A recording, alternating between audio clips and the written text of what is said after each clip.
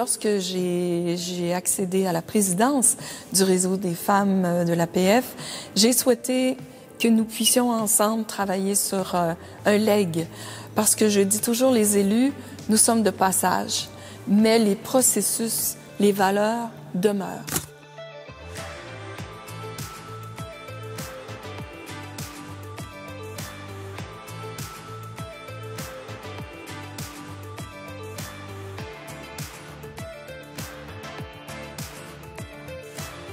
Le réseau des femmes parlementaires, c'est un lieu d'échange, de réflexion, de solidarité même pour les femmes parlementaires qui viennent tout juste d'être élues ou qui ont un long parcours pour qu'on puisse ensemble réfléchir aux enjeux propres aux femmes de l'espace francophone et aussi ensemble trouver des stratégies pour être encore meilleures dans nos parlements.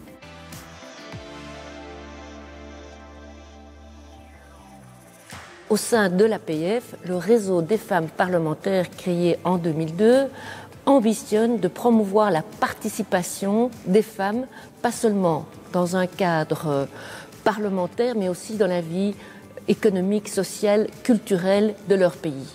Et donc, si nous voulons l'émancipation et la participation des femmes, il est évidemment nécessaire qu'elles soient présentes dans les espaces de décision que sont les assemblées parlementaires. La thématique sur laquelle nous travaillons en ce moment est la prévention et la gestion des situations de harcèlement dans les parlements par l'entremise de l'élaboration d'une politique cadre comme une ébauche de politique. Les parlementaires pourront se l'approprier et l'intégrer à leur processus interne. Alors quand on parle de violence, cela couvre évidemment un large panel, que ce soit des attitudes, des comportements, des réactions qui peuvent être déplacées à l'égard des femmes parlementaires.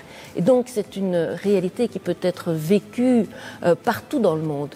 Et ce n'est évidemment pas acceptable. Cette façon de prévenir ce qui n'existait pas, cette façon de prévenir qu'est-ce qui peut arriver dans le futur, mais aussi de mettre en alerte les gens.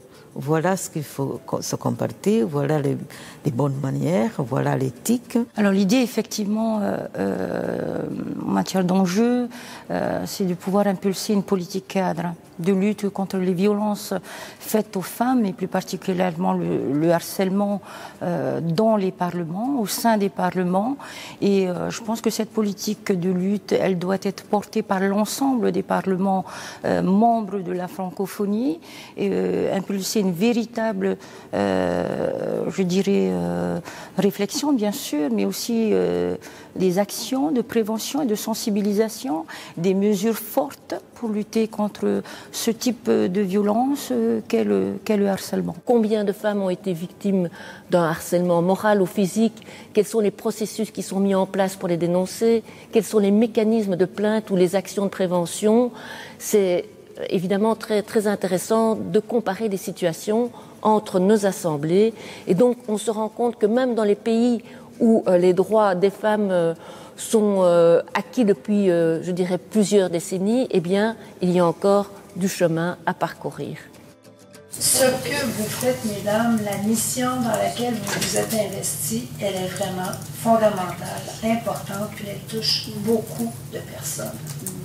Alors, bravo pour cet engagement. Chez nous, au Québec, on nous disait qu'à titre d'élu, on ne pouvait pas contredire nos concitoyens, même s'il s'agissait de propos plus ou moins acceptables. Mais avec le temps, on a décidé entre nous de pouvoir bloquer des personnes, supprimer des messages et ne pas devoir conjuguer avec ce harcèlement, même si nous sommes pour la liberté d'expression. Il y a des limites à ce qu'un citoyen peut dire par rapport à un élu sur les médias sociaux. Alors, on doit, avec notre politique, pouvoir protéger les droits de la personne qui dépose une plainte, mais aussi pouvoir protéger les droits des mises en cause contre une plainte frivole qui n'est pas fondée. C'est le moment ou jamais de nous faire entendre par les dirigeants du monde francophone pour qu'ensemble, qu'on combatte ce genre de comportement dans les parlements, dans tous les lieux de travail, mais partant de nous, en donnant l'exemple au reste de la population.